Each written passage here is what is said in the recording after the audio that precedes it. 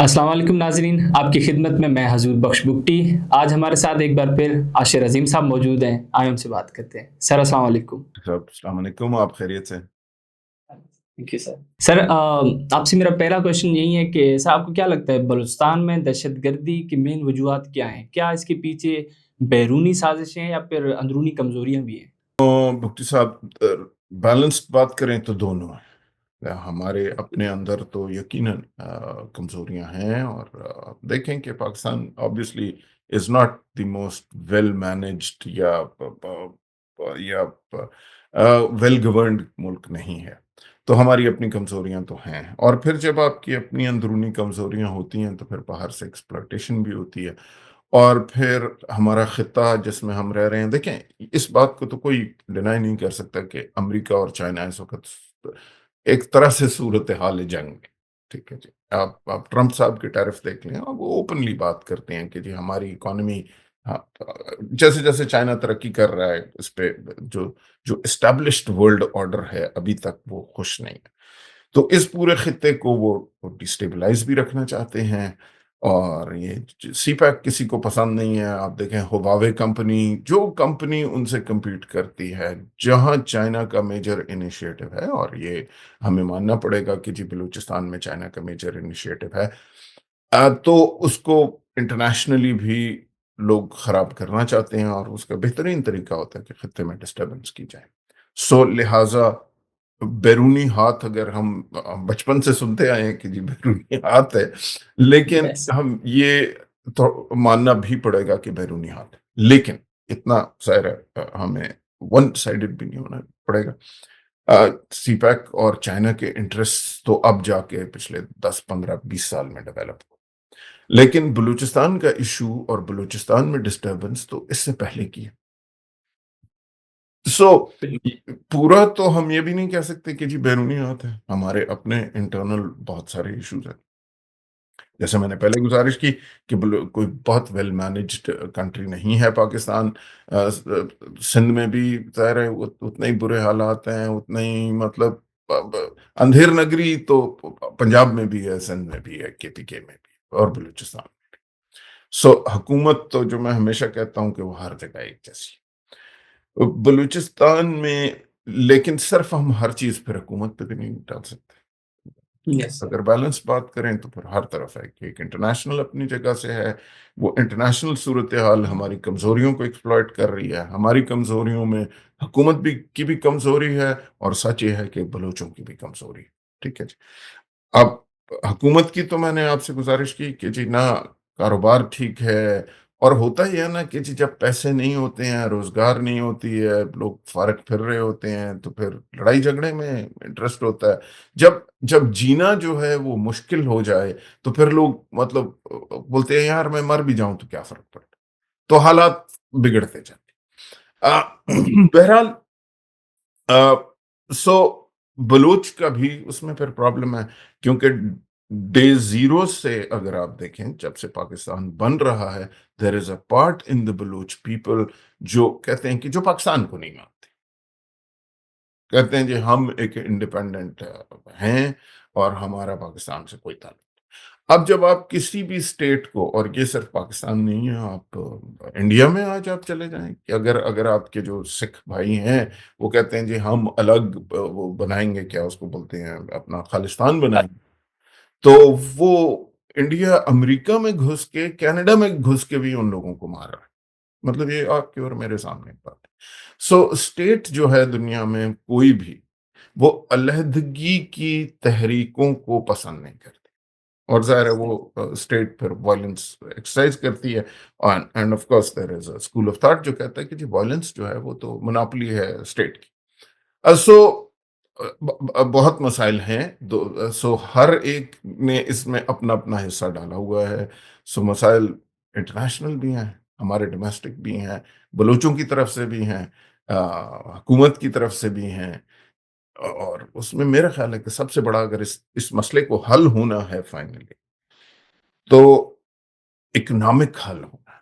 جب لوگوں کے میں پیسے، جب لوگوں کی زندگی، جب لوگوں کا جینا جو ہے وہ مرنے سے بہتر ہوگا نا، تو پھر ہر شخص جینا چاہتا ہے اور خوشحالی سے جینا چاہتا ہے۔ آپ کا اچھا کاروبار چل رہا ہے سڑک پہ، آپ کے ہوٹل آپ نے فرض کریں بنایا ہے، دنیا آ رہی ہے، اس میں کھا رہے ہیں، پی رہے ہیں، آپ کو دن کے ہزاروں روپے کا منافع ہے، تو کیا آپ چاہو گے کہ جی یہاں پر کوئی آ جائے اور آ کے گولیاں چلانا شروع کر دے اور کہے کہ جی میں تو اس ملک سے الگ ہونا چاہتا ہوں؟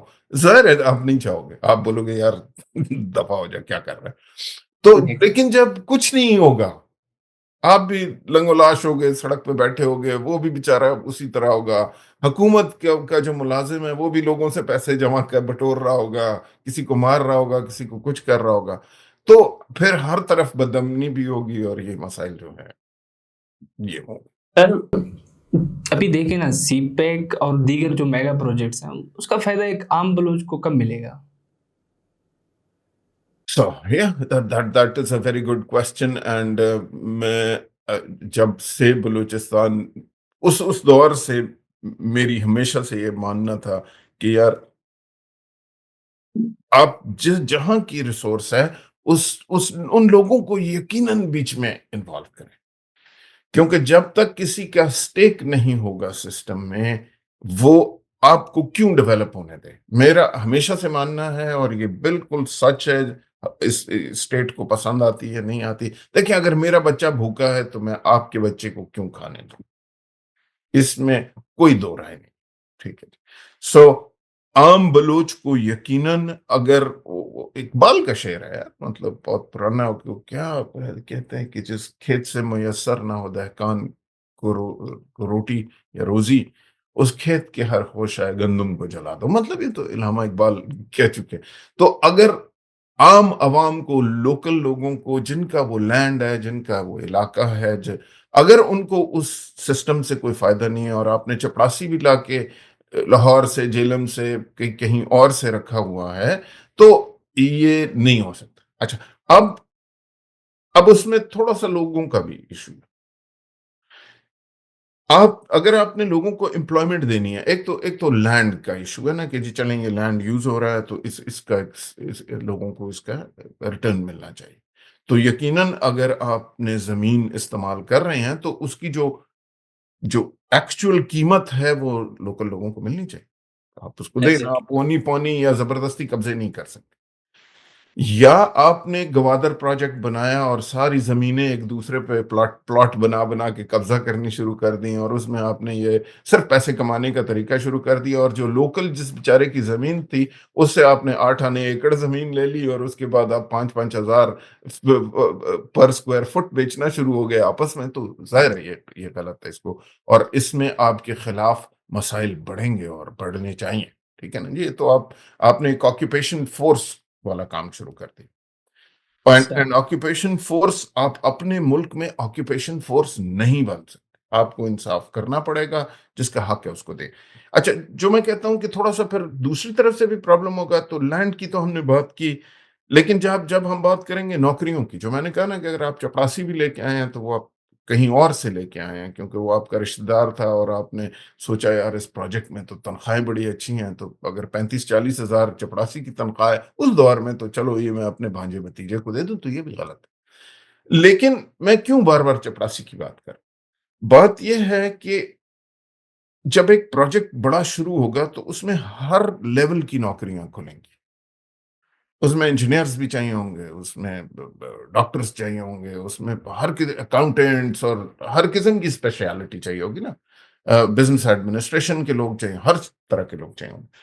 اب لوکل پاپولیشن میں سے کتنے لوگ، میں صرف یہ نہیں پھر میں ڈیمانڈ کر سکتا کہ یار اب اسپیس ایکس والا ہے وہ مریخ پہ راکٹ بھیج رہا ہے، تو چونکہ وہ بلوچستان میں اس نے لانچ پیڈ لگایا تو میں اسے کہوں کہ تو مجھے پروجیکٹ ڈائریکٹر بنا دے، میں راکٹ جو ہے وہ میں چلایا کروں گا، اور میں نے اپنی تعلیم جو ہے وہ بکری چرانے سے آگے نہ کی ہو، تو ظاہر ہے مجھے اب اسپیس ایکس کا چیف انجینئر نہیں بنا سکتا، بالکل ٹھیک؟ تو اس کے لیے آپ میں بھی وہ کیپیسٹی ہونی چاہیے کہ وہ نوکریاں آپ لے سکو۔ اب یہ تو پھر چکن اینڈ ایگ ہے نا کہ آپ کہتے ہو یار مجھے تو میرے پاس یونیورسٹی نہیں ہے تو میں کیا کروں؟ تو بھائی ٹھیک ہے، ہمیں کہیں سے بیٹھ کے یہ شروع کرنا پڑے گا کہ یار ہمارا کام ہے یہاں یونیورسٹی لائیں، یا آپ کو اس یونیورسٹی پہنچائیں، وہاں پھر آپ کو پڑھنے بھی دیں، وہ تعلیم بھی دیں، ہمارا ایجوکیشن کا ہم اسٹینڈرڈ بھی بہتر کریں، تاکہ جس جس لیول کی نوکری ہے اس میں، کیونکہ دیکھیں نوکری دینے میں میرا خیال ہے پیور میرٹ ہونی چاہیے، بالکل ٹھیک ہے جی، کیونکہ اگر اسپیس ایکس نے رنگ نسل مذہب کے بیسس پہ مریخ پہ راکٹ بھیجنے ہیں تو پھر یہ راکٹ نہیں اڑے گا. بالکل so those jobs have to be on merit, اور کوئی بھی بالکل بڑا پروجیکٹ ہوگا they would have to be on merit. Yes, وہ امریکہ کے بارے میں اب تو پتہ نہیں جیسا بھی ملک ہو گیا، اس کے بارے میں ایک بات کی جاتی تھی کہ انسان کو برابری نہیں آپ دے سکتے، وہ تو اللہ تعالیٰ نے بھی نہیں دی. کوئی لمبا ہے، کوئی چھوٹا ہے، کوئی موٹا ہے، کوئی کالا ہے، کوئی میری طرح بھدا ہے، کوئی ہے، ٹھیک ہے جی.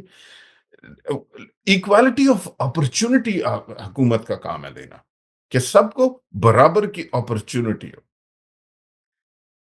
سب کو برابری نہیں دے سکتے، وہ تو اللہ تعالیٰ نے بھی نہیں دی ہے. آپ اپرچونٹی دیں کہ ہاں جی آپ سب مل کے ایکول فوٹنگ پہ کمپیٹ کر سکتے ہیں، سب کو ایک جیسی ریسورسز دی ہیں. اب وہ ہمارے پاس اگر ٹوٹل 2 روٹیاں اور 4 لوگوں میں بانٹنی ہے تو سب کو آدھی آدھی ملے گی، یہ تو اپنی جگہ ہے. لیکن سب کو برابر آدھی آدھی یقیناً ملے گی، ٹھیک ہے. وہ پھر ہم سب مل کے روٹیاں بڑھا لیں تاکہ 4 ہو جائیں تو ہم سب ایک ایک کھا لیں.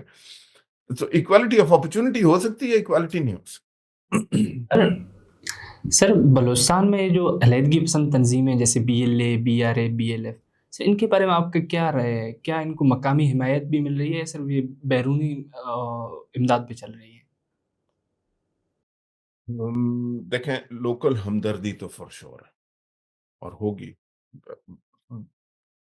اب سوال یہ ہے کہ کیا BLA BRA یہ جتنی تنظیمیں ہیں اس میں ظاہر ہے امریکی تو نہیں لڑ رہا نا، نو یہ تو ایک لوکل بلوچ ہی لڑ رہا ہے نا. اچھا وہ اس لیول پہ کیوں پہنچا ہے کہ جی وہ، اوکے میں باہر سے فرض کریں سارے پیسے آ رہے ہیں، 2 منٹ کے لیے ہم مانیں کہ جی پاکستان میں لوکل لوگ ان کو بالکل سپورٹ نہیں کرتے ہیں، ہر چیز باہر سے آ رہی ہے. تو میں کیوں، وہی والی میری بات ہے کہ اگر میرا کاروبار ہوٹل بڑا مزے کا چل رہا ہے، میں ہزاروں روپے وہاں سے کما سکتا ہوں، تو پھر میں کیوں کسی سے 20,000 50,000 لے کے ملک کے خلاف بندوق اٹھا کے ملک کے خلاف لڑنا شروع کر دوں. تو اور وہ جب بھوک جو ہے نا وہ بہت ظالم چیز ہے. تو اگر ریسورسز نہیں ہوں گی، آپ کو کمانے کا ذریعہ نہیں ہوگا، تو پھر آپ کسی سے بھی پیسے بھی لیں گے اور آگے چلیں گے. سو سب سے پہلے تو وی ہیو ٹو پٹ اور ہاؤس ان آرڈر، رائٹ. میں جو پہلے بھی گزارش کر رہا ہوں کہ اکانومی جب آپ اکانومی ٹھیک کرنا شروع کرو گے، اس کے لیے انتہائی سمجھدار پالیسیز چاہیے. تو سوال یہ ہے کہ جی کیا ان کو لوکل حمایت حاصل ہے؟ تو ظاہر ہے تو لوکل آدمی ہی نا جو لڑ رہا ہے، ٹھیک ہے. کیا اس کو باہر سے پیسے اور اسلحہ اور فلانا ملتا ہے؟ یقیناً ملتا ہے، ہم یہ ڈسکشن کر چکے ہیں.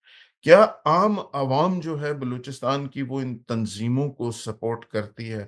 دیکھیں اخلاقی ہمدردی تو فرشور ہو، اور کیوں نہ ہو، مطلب ہر شخص کو اپنی زبان، اپنا کلچر، اپنا تہذیب پیاری ہوتی ہے اور وہ سب کو ہوگی. اور پھر مسئلہ یہ ہے کہ جب ایک دفعہ لڑائی شروع ہو جاتی ہے، آپ ہیں اپنے کسی دوست سے لڑ پڑے، جب مکے بازی شروع ہو گئی تو پھر یہ کوئی نہیں دیکھتا کہ اس نے میرے ناک پہ مکہ مارا تھا، میں نے تو اس کے کندھے پہ مارا تھا، تو اس کو بھی میرے کندھے پہ مارنا چاہیے تھا. اب تو لڑائی شروع ہو گئی، جس کا جدھر ہاتھ چل رہا تھا، کسی نے زیادہ زور سے مار دیا، کسی نے کم زور سے مار دیا، اور تو پھر تو وہ مسائل تو شروع ہو گئے. کسی کا خون زیادہ بہہ گیا، کسی کا خون کم رہا. وہ تو پھر جب زور جس میں زیادہ ہے یا جس کا مکہ ٹھیک لگ گیا وہ لگ گیا. اس سے ہوتا یہ ہے کہ جب ایک دفعہ یہ مسائل شروع ہو جاتے تو پھر چیزیں ڈیفیکلٹ ہوتی جاتی، اور یقیناً لوگوں کو اپنے لوگوں سے ہمدردی ہوگی. کیا مسنگ لوگ ہیں؟ بالکل ہیں، ٹھیک ہے جی. کیا ہونے چاہیے تھے؟ بالکل نہیں ہونے چاہیے تھے، ٹھیک ہے. کیا وہ سب کے سب معصوم تھے؟ تو وہ سب کے سب معصوم بھی نہیں تھے. کیا اس میں سے کچھ لوگ معصوم تھے؟ تو بالکل معصوم بھی ہوں گے، مطلب وہ بیچاروں کا کوئی تعلق نہیں ہوگا. اب وہ مسئلہ یہ ہے کہ جب بھی اس طرح کی ایک کانفلکٹ یا سیپریٹسٹ یا کوئی بھی چیز شروع ہوتی ہے، تو اس میں آئیڈینٹیفائی کرنا کہ جی اصل میں کون پرابلمٹک ہے اور کون ٹھیک آدمی تھا، تو جہاں پہ سب نے ایک مطلب سادہ کپڑوں میں لوگ ہیں تو آپ آئیڈینٹیفائی نہیں کر سکتے۔ فوجی کو تو آپ آئیڈینٹیفائی کر سکتے ہیں نا، ان سب نے ایک جیسی وردی پہنی ہے تو یہ سب وہ۔ لیکن اب ایک آدمی اٹھتا ہے ادھر سے اور میں مثال دیتا ہوں نا کہ جب میں کوئٹہ میں تھا، ہم اینٹی اسمگلنگ کرتے تھے، چمن سے ایک ٹرین آتی ہوتی، چمن کوئٹہ۔ اچھا وہ ٹرین جو ہے وہ آپ سمجھتے ہوں گے، باقی شاید ویور جو پاکستان میں نہ سمجھتے ہوں، وہاں پہ ایک ٹرم ہے لکڑی کی نا، تو وہ لکڑی ہوتے ہیں جو کہ ان کو پیسے دیتے ہیں اور وہ ڈنڈے مار ہوتے ہیں، وہ ساتھ ٹرین کے چل رہے ہوتے ہیں، جو اسمگلنگ کا سامان انہوں نے پہنچانا ہو۔ آپ یقین کریں، مطلب میں تو اپنی آنکھوں سے دیکھا، ابھی پتہ نہیں کیا حالات ہیں کہ جو چمن سے ٹرین آتی تھی، وہ مال سے ٹوٹل اتنی بھری ہوتی تھی کہ وہ لکڑی عام سواری ٹرین میں نہیں بیٹھ سکتی تھی، مطلب پورے آپ کے ڈبے، آپ کے باتھ روم، آپ کی ہر چیز چھت تک اندر ٹرین بھری ہوتی تھی۔ جو ٹرین کے ڈبوں کے درمیان جو جگہ ہوتی ہے جہاں پہ کنیکٹر ہوتے ہیں، اس پہ انہوں نے پھٹے رکھ کے اس کے اندر بھی سامان بھرا ہوتا تھا۔ مطلب آپ سوچ نہیں سکتے کہ اگر آپ نے مطلب جس نے دیکھا نہیں ہے نا وہ امیجن بھی نہیں کر سکتا کہ کتنا سامان ہوتا تھا، اور اس کی چھت کے اوپر یہ سارے لکڑی حضرات بیٹھے اور ان کا ایک ہی کام ہے کہ جہاں کسی نے روکا انہوں نے نیچے اترنا ہے۔ اچھا ان کے پاس غلیل، ان کے پاس ہر قسم کی ایسی چیز جس سے وہ میکسیمم پہ، اچھا اسلحہ جنرلی وہ کیری نہیں کرتے تھے، لیکن ان میں سے ایک آدھ کے پاس ہوتا تھا۔ ٹھیک۔ جی، آ- اب وہ اس لیے ہوتا تھا کہ اگر کوئی ہو جائے مسئلہ تو وہ اب فائر کر دیں۔ اب ایک رش میں تو آپ نہیں بتا سکتے نا کہ یہ فائر کہاں سے آیا تھا، یہ کس نے چلایا، یہ گولی کی، اگر کوئی خدا نہ خواستہ ان میں سے مر جاتا تھا، ہمارے سر کسٹم والوں کے پھٹے ہوتے تھے، ٹھیک ہے، لیکن ہماری طرف سے کسی دوسرے کا سر پھٹ جائے، کیونکہ ہم تو آئیڈینٹیفائڈ تھے نا کہ یہ کسٹم والے، یس، جتنا زیادہ سامان ہوتا تھا اتنی لیٹ ہوتی تھی گاڑی۔ مطلب میں آپ کو یا کسی سے بھی پوچھ لیں، اگر ابھی بھی ہو رہا ہے تو آپ دیکھ بھی سکتے ہیں کہ جو ڈرائیور کا کمرہ تھا اس میں وہ لڑکی حضرات بیٹھے ہوتے تھے، ان کے پاس ڈنڈے ہوتے تھے، وہ ڈرائیوروں کو مارتے ہوتے تھے، جہاں ان کا دل چاہتا تھا وہ گاڑی روک لیتے تھے۔ اتنی جتنی بھری ہوتی تھی گاڑی اتنی رات کو لیٹ آتی تھی تاکہ اندھیرا ہوگا تو ظاہر ہے کوئی لا انفورسمنٹ اس سے کام نہیں، ڈیفیکلٹ ہے ہمارے لیے آپریٹ کرنا۔ تو اس میں اب پرابلم یہ ہے کہ ہمارے جو بھی زخمی جس کو ہمارا پتھر لگا وہ تو معصوم سواری ہوتی تھی۔ اگلے دن صبح آپ اخبار میں پڑھیں کہ جی کسٹم والوں نے جو ہے معصوم سواریوں کو بہت مارا۔ وہ معصوم سواری ہمارے سر پھاڑ دے، کسی کو کوئی پرابلم نہیں ہے، لیکن جدھر ہم نے معصوم سواری کو کچھ کہہ دیا وہ معصوم سواری ہوگی۔ تو گوریلا وارفیئر کا پرابلم ہی ہے کہ ایک سائڈ تو آئیڈینٹیفائڈ ہے، دوسری سائڈ آئیڈینٹیفائڈ نہیں ہے۔ اچھا جو بھی صبح اگلے دن اخبار پڑھ رہا ہے تو وہ تو اس کا تو ہمدردی جو ہے وہ ٹوٹل اسی کی طرف ہے نا کہ یہ دیکھیں کسٹم والے نے معصوم سواریوں کو بہت مارا، یہ کوئی طریقہ ہے؟ بیچارے لوگ ٹرین میں آ رہے تھے، ٹھیک ہے جی۔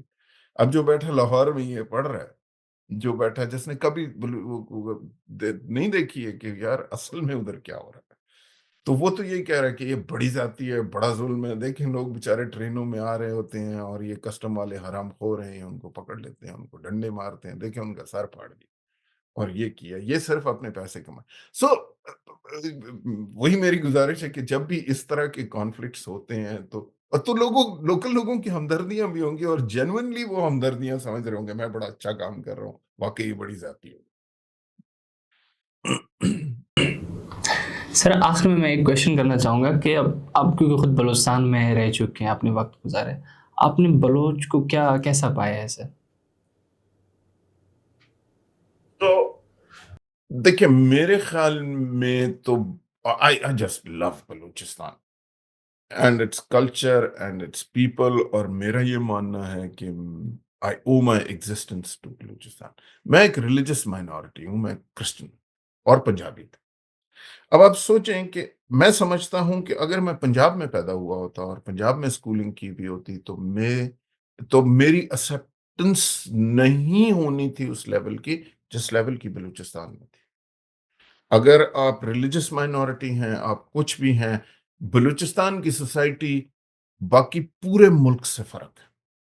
یہ وہی والی بات ہے جو میں پہلے کر رہا تھا، جس نے اپنی آنکھوں سے نہیں دیکھا، جس نے وہاں پہ نہیں رہا، وہ یہ باتیں نہیں سمجھ سکتا. جس نے چمن ٹرین نہیں دیکھی اس کو میں 50 دفعہ بولتا رہا ہوں، اس کو میری بات سمجھ میں نہیں آئے گی. لیکن جس نے بلوچستان میں نہیں دیکھا، آج بھی اگر میں پاکستان کی بات کرتا ہوں تو میرے لیے پاکستان جو ہے وہ بلوچستان ہے. مطلب جو لاہور سے اگر باہر بیٹھا ہے ملک سے، تو اس کو جب پاکستان کا خیال آئے گا تو اس کو لاہور کا خیال آئے گا. اور جو بلوچستان سے میری طرح کا ہے، اگر اس کو پاکستان کا خیال آئے گا تو اسے بلوچستان کا. بلوچ، پشتون، ایون پنجابی، جو بلوچستان کا رہنے والا ہے، دے آر گرینڈ پیپل. ابھی میں کچھ آپ سے، بہادر لوگ ہیں، سچے لوگ ہیں، ٹھیک ہے جی، انصاف پسند لوگ ہیں، ایگالیٹیرین لوگ ہیں، تعصب نہیں ہے، ٹھیک ہے جی. اچھا، اب بلوچوں میں کچھ ٹرائبز ہیں جو کہ بہت متعصب ہے، کسی سے بات نہیں کرتے. مطلب وہ صرف اپنے اندر رہنا پسند کرتے ہیں، پر نہیں، ٹھیک ہے جی. لیکن overall Balochistan, it's a beautiful place culturally and every wise. میں آپ کو، اور ان کا ایک عجیب ایٹیٹیوڈ ہے نا. میں آپ کو مثال دیتا ہوں، یہ میں نے اپنی آنکھوں سے دیکھا کہ جی، میں اسلام آباد سے، کوئی اسلام آباد تھا، پتہ نہیں کراچی تھا، ایک فلائٹ تھی، ٹھیک ہے جی. تو لمبی لائن تھی، بہت ساری فلائٹیں چل رہی تھی. تو وہ اے ایس ایف والے جو کھڑے ہوتے ہیں بیگیج جمع کروانے کے بعد، جو آپ کا پرسنل نہیں، جو آپ بیگ سکینر سے آپ نے گزارنا ہو، اس کی لمبی لائن دور تک لگی ہوئی تھی. میں بھی پیچھے کھڑا ہوا تھا. اتنے میں ایک سائڈ سے ایک صاحب آئے. وہ ساری لائن کراس کرتے ہوئے جا رہے تھے.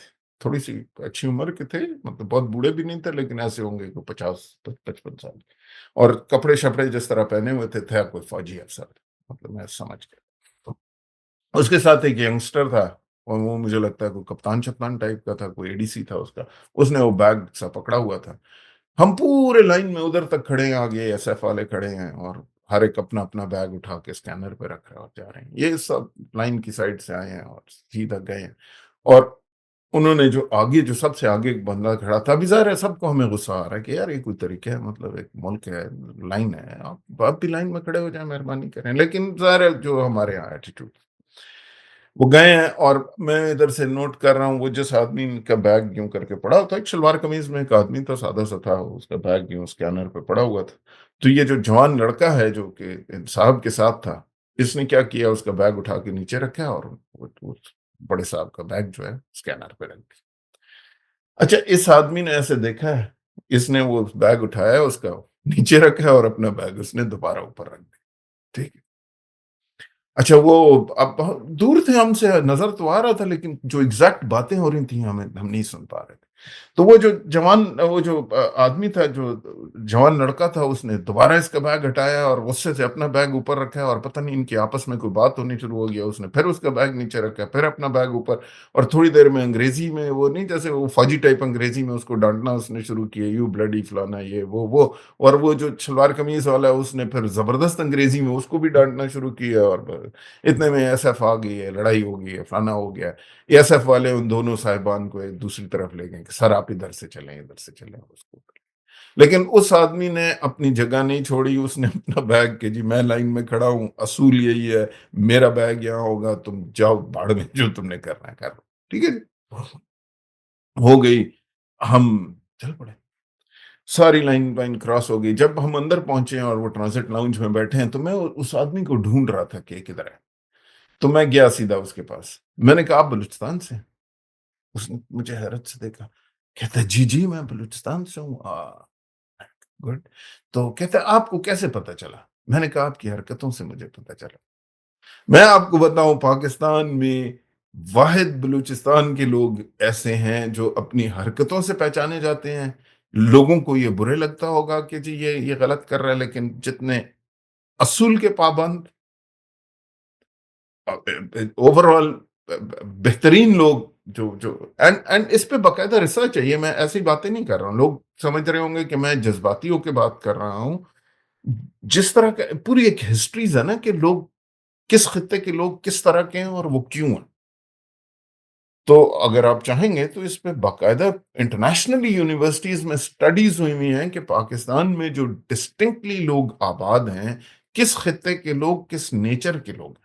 اور اسی لیے جو میں ہمیشہ کہتا ہوں کہ جو برٹش آرمی جو کرتی ہے، اگر عراق میں گئی ہے یا کہیں بھی گئی ہے as an even an invading force, it is necessary کہ آپ اس خطے کے لوگوں کو سمجھیں.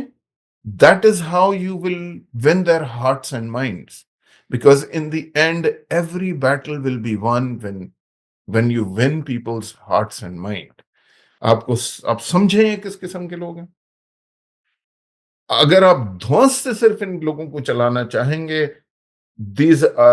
یہ اڑیل ٹٹو لوگ ہیں، یہ کھڑے ہوں گے اور یہ آخر تک آپ سے لڑیں گے، بھلے جو مرضی ہو جائے. سر جی ناظرین، یہ ہمارے ساتھ عاشر عظیم صاحب موجود تھے. سر آپ کا بہت بہت شکریہ. میں نے کوئی غلط بات کی ہو تو معذرت، لیکن بس جو میں سمجھتا ہوں ٹھیک ہے میں نے بول دی. Thank you sir.